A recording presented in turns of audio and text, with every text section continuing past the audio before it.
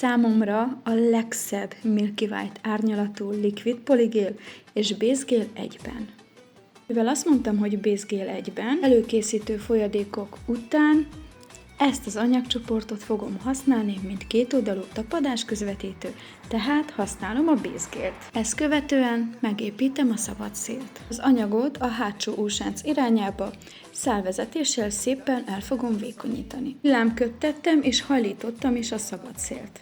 Majd szépen eltávolítom a sablont, ami bomba biztos tapadás biztosít, és azt most pontosan látni lehetett. Én 2 árnyalatból szoktam a Baby Boomert kialakítani, ezért egy kevés mennyiséget a szabad szélre, így ahogy a videóban látható, tenni fogok még a Trimagic 1-es árnyalatú Milky White Liquid Polygeljéből. Anyag elterítését illetően ugyanúgy dolgozom el az anyagot, ahogy az alapréteget. A szabad szél legmagasabb pontján van egy kevés anyagtöbblet. Na, itt viszont fixálni fogok köttetést követően.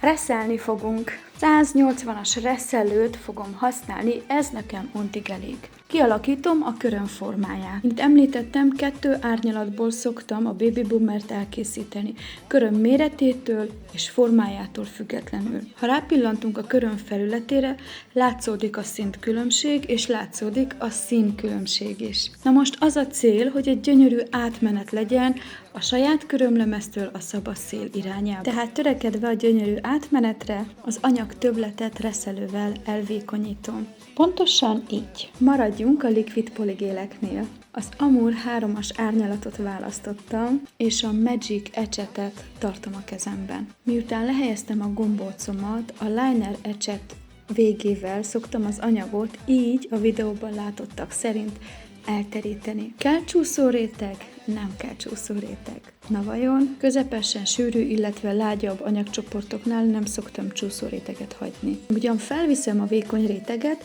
de kiköttetem, ezáltal ragacsos rétegen marad. És ennek a ragacsos rétegnek köszönhetően az anyag belekapaszkodik, és sokkal lassabban fog terülni, és nem fog ráfolyni a bőrünkre. Mivel clearrel nem fogom borítani, hiszen nem látom értelmét, köttetés követően már hozhatom is a fényzselét.